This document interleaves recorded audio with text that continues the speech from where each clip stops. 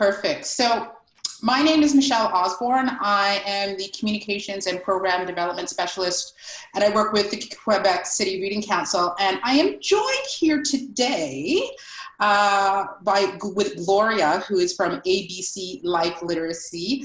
And I'll let her introduce a little bit more about herself today. But today's topic is all about easy ways to learn at home.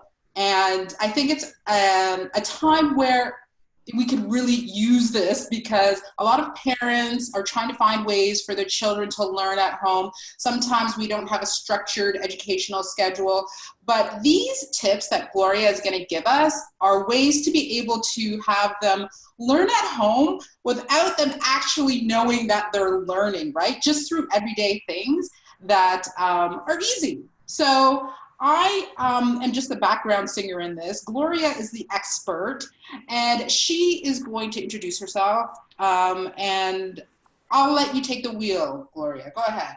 Okay, well, hi everyone. Thanks for having me, Michelle, and thanks to the people who will be watching later. So as Michelle said, my name is Gloria. I am the programs coordinator for Quebec and the Maritimes at ABC Life Literacy Canada. And so ABC is a nonprofit that promotes adult learning. We develop and create learning materials and resources written in clear language. We have different types of programs: financial literacy, digital literacy, workplace literacy. And yeah, our vision really is to see a Canada where everyone has the tools and opportunity they need to improve their literacy skills and essential skills. So today we're going to be talking about ways that fun activities that we could be doing at home that parents can be doing with their kids while everyone's spending way more time at home than they usually do. Yeah, and how can parents really support their child's literacy? What about that? Yeah, so like one simple way of doing it is just setting time, like getting to the habit of setting time to spend time with kids. So take each day, it can be like 15 minutes a day to help improve the child literacy skills. And we know that parents are like the first teacher of their children. So having them seeing you read, they will want to do the same thing. So that could be like setting time aside every day or like once a week or something like that to read with them. Okay. And what about if a parent is worried about their child's literacy level? Maybe they think they're not reading at the level they should be reading, or they don't know, certain words that they think they should know. Well, how do you navigate that with parents? Yeah, like I get parents are like would be the best person to notice that about their children. They'll be noticing if they're not learning well, or if they're not enjoying learning. And I think one good way that you could deal with that is maybe to reach out to their teachers, to work in partnership with them to help them improve their skills.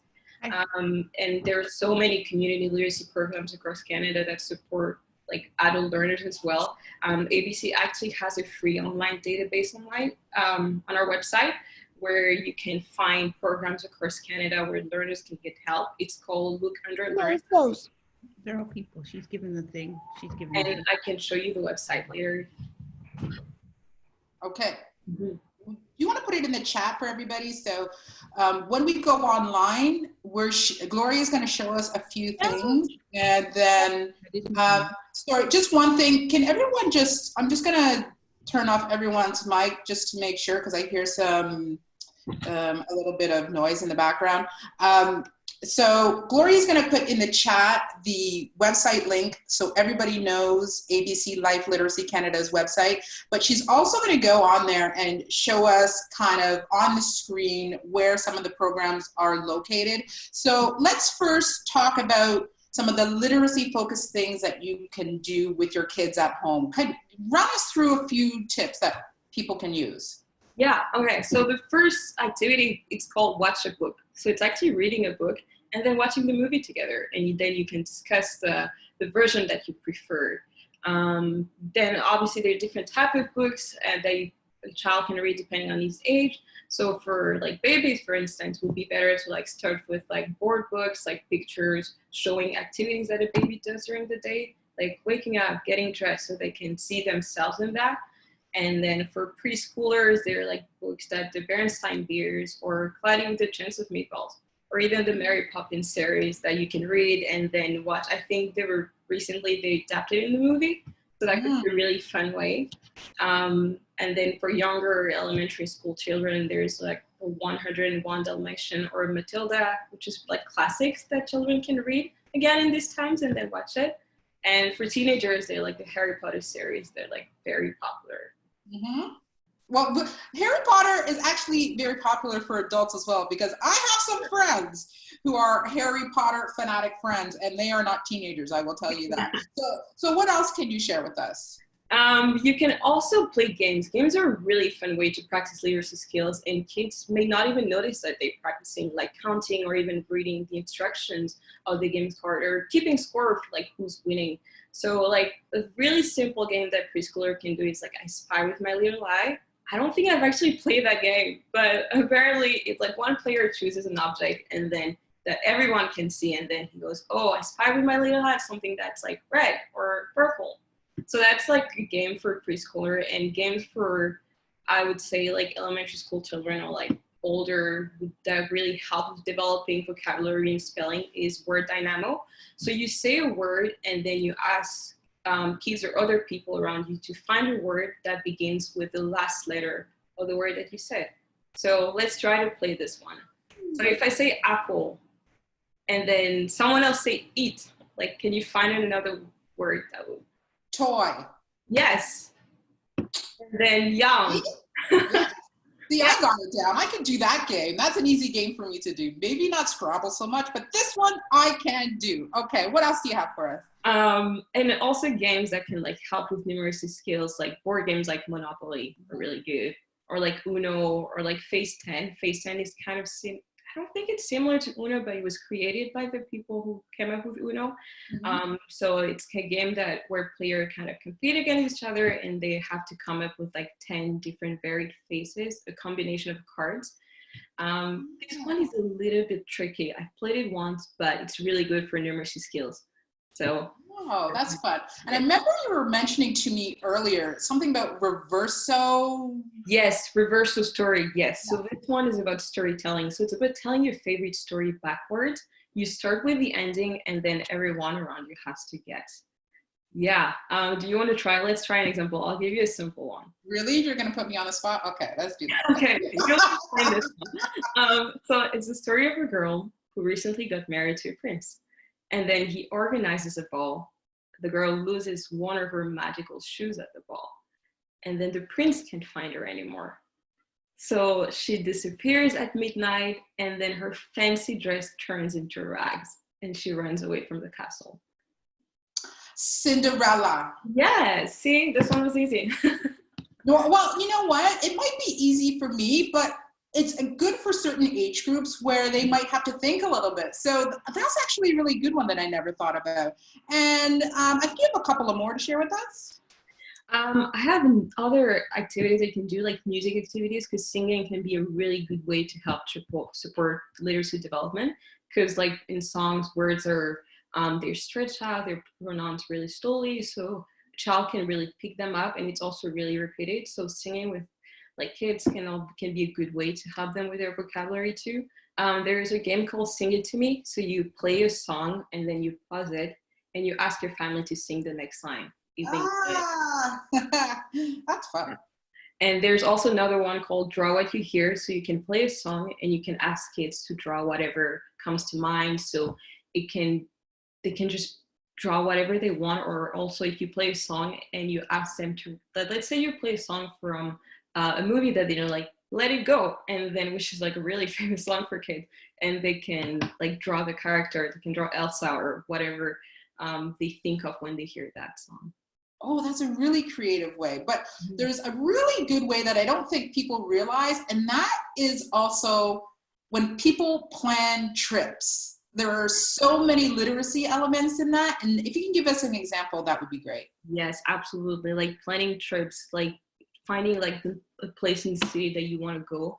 Like now we're obviously spending much more time at home, but they can start thinking about places they want to visit later on, and going online and reading about like the destination, like that whether they like get a book from the library or just going online using Google Maps or Google Street View to see what the place looks like. That's a really good way for them to develop their digital literacy skills, or even writing out the plan or how they're going to get there, or what they're going to do when they're there, or communication skills too, because they'll be telling like their friends or the rest of their family members, oh, we're going to that place when like we're out of quarantine. Yeah, and you know, I didn't even think about it, but there are so many elements in planning a trip that have to do with numeracy and reading and writing, and the kids, they don't even know that they're learning when you do these things. And they just think it's fun, right? They're like, you know, you can say something like, let's plan our summer trip. Do you want to do it with me? And then you can sit at the computer or you sit at your desk and you pull out all of these different things to get them engaged. But, you know, we are also in a digital age, and a lot of parents, people, caregivers, they use digital tools to work with their kids. So is there stuff online that you could recommend or whatever that parents could use? Yeah, absolutely. So there's, I recently discovered this channel. It's from this early childhood development behavior specialist. And she has this video for preschoolers that are really cool. So parents can like put that and let the kids just learn from her. I'm going to show you what this looks like. I'm going to share my screen and show you what.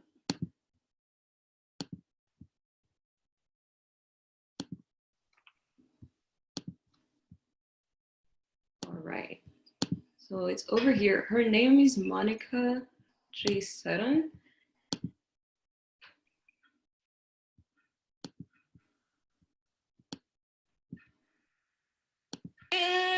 So this is what it looks like. Good morning. How are you? How are you? Welcome to Circle Time, friends. I'm so excited that you're here today. I can't wait to review our Circle Time board. Oh, ooh. Do you hear that? Listen. Listen. How do I know this thing hears? Chicka, chicka, chicka, chicka. I hear it. Yeah, so that's just an example of activities that you can play at home for your children, and they can actually learn from a specialist. And she has different types of programs, and yeah, I believe she does it almost every day of the week. Yeah, she has Monday to like Thursday. You know why I love this so much? Because during this time, as we have kids learning and we're trying to use different tools, you know, there's sometimes it's really hard to find something for preschool kids, right? Kids over the age of 5, sometimes they already have their things from school, teachers are sending them stuff to do, but for preschool, parents are trying to figure out how to keep them active, interested in things that are fun, but they don't want to sit them down and go through, you know, maybe an exercise in a book. And so, you know, this is interesting because I sent this particular link to a few of my friends, and their children absolutely loved it, like loved it. And, but you know, this is just one of the ways. You do what works for you. You know, we're not suggesting that you have to watch something online or that you have to watch this woman in particular, but really do what works for you. And this is just another way that kids can learn that could be interesting and fun. Yeah, absolutely. And we also have at ABC a program called HSBC Family Literacy Life that has lots of activities and engaging educational resources that are fun and really easy to integrate into daily life. So it's like completely free program for that brings parents and children together to practice family literacy. I'm going to show you the website in a minute. So the site is fully bilingual. We also have resources in Simplified Chinese, Tagalog, or Arabic, and you can access more than 75 individual stories or activities. We also have like 13 complete module workbooks that are completely free to access. So this is what the website looks like. And you just need to register and you can have access to all of the resources. And these resources are free? They're completely free. All of our resources are free. So because I'm already logged in, I think you will be able to see all the resources that we have, but you just go on the website and you click on register and you create an account. It's really easy. So an example of a workbook that we have, the music of family, or family dinner, and we have stories and different type of tools that you can find them there in different languages as well. Wow, you have like a really big database that people can come from, because sometimes you go online and it's just so overwhelming. So it's really nice that you guys have put it in one space for people, because we have a lot of things going on, and sometimes people have more than one child. So this is a good way to be able to go to one space and get it. And of course, we trust ABC Life Literacy. You guys are one of the leaders in literacy resources and tools. So that is great. Now, we're going to switch gears just a little bit, and I want you to talk about just some of the everyday simple tasks that you can do to improve your literacy, whether it's with the kids or it's for adults. But people don't realize that just everyday things can help you with that. So let's talk about some of that. Yeah, so one really easy way is just cooking. Like, just follow the recipe together, like bake a meal or like bake like a dessert. I've been baking a lot ever since with like at home, like baking lots of cookies, and or make a shopping list together, or when you're ordering in, you can reviewing the menu. And this is a really good way to practice reading and math. Also bedtime stories, which like lots of parents do, like they're like original ways that you can make it like different or interesting. So as a family, you can like start writing your own sequel to a favorite book, or like change the story, like add new characters or make up a new story. There's a game called Switcheroo, so you take turns in reading the story together. So like, let's say the dad reads like one sentence and then every member of the family follows, or something like that. Oh, that's fun. And you were talking about cooking. I mean, there's so many literacy elements in cooking, reading, of course, but numeracy, of course, as well, measurements, all that kind of stuff. Stats and all these things. And yeah, what else? What else is there? Yeah, and also like going on family walks. I've been trying to walk around to stay sane during this time, and seeing lots of family doing the same in the neighborhood. So one of the ways that you can make it interesting, you can say like, today when we're going to walk, we're going to be practicing reading the name of the streets and other signs in the neighborhood. And when you're back home, you can make a map. Or when you walk and then you notice the name of the street, you can try to find another word that starts with the same letter. Or read the name of the street and try to think of an animal with the same first letter for each street, or something like that. You know, I started doing that as I'm taking my daughter for walks during the quarantine here to get some fresh air. And, you know, stopping her at corners to make sure, of course, we cross the road without cars going by. But now I'm saying, stop. And I point to the stop sign. So now when she goes to the stop sign, she looks at it, she's like, stop. Is there a car? So and really, I think it took her like 1 or 2 times, and now she recognizes the word stop. And she's only 3 years old. That's awesome. Yeah. And I think there was, well, what about sorting laundry too? Because my daughter loves to sort laundry with me. It's not always fun for me. It takes like a long time. But, you know, there are some literacy elements in there too that people don't realize. Absolutely. You can like even identify like shapes. That's kind of like numeracy skills, and be like, oh, this t-shirt is like in this shape, or there's a drawing on this shirt. That can be in a good way. They also can be counting, like counting the clothes as you're sorting them, or matching the colors, matching the different type of socks, for instance. And that's really helpful because when you do laundry, you can lose socks. So they can be helping you with the matching. We always lose socks, and we're counting. And sometimes I can't find the sock and it's under the couch because my daughter is counting socks. But, you know, I really want to stress to people that, you know, we learn in different ways. And there's no right or wrong way to learn. And especially with kids, especially with younger kids, I think it's really important just to find everyday things that you can connect with them in your life, especially now that we're all, you know, together 24 hours a day, and we're all always looking for things to do. You know, just simple things that they don't realize that they're learning. I think it's really important in this time because, you know, we also want to keep the habit going of children learning while they're not in school. So fun things to do for toddlers, interesting things to do for adults as well, and everyone in between. Is there anything lastly you want to say about literacy and incorporating it into your daily life? I was just thinking of another activity kind of similar to sorting laundry, like emptying the dishwasher. It's kind of the same thing as they're sorting it.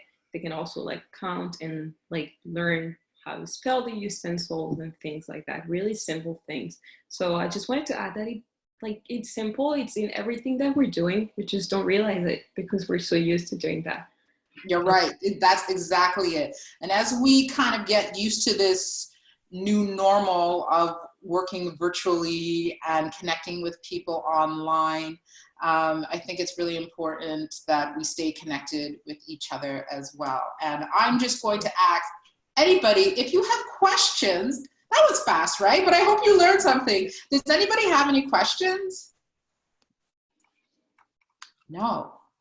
Okay, well, everybody, I hope you learned something from this session that you could take, use it in your organizations, use it at home, and we will be back with more, I think, to help you kind of get used to your new normal. Thank you, Gloria, for joining us today and giving us some helpful tips. Thank you, everybody, for joining us. I hope you have a great rest of your day, and we hope to see you again in another webinar soon.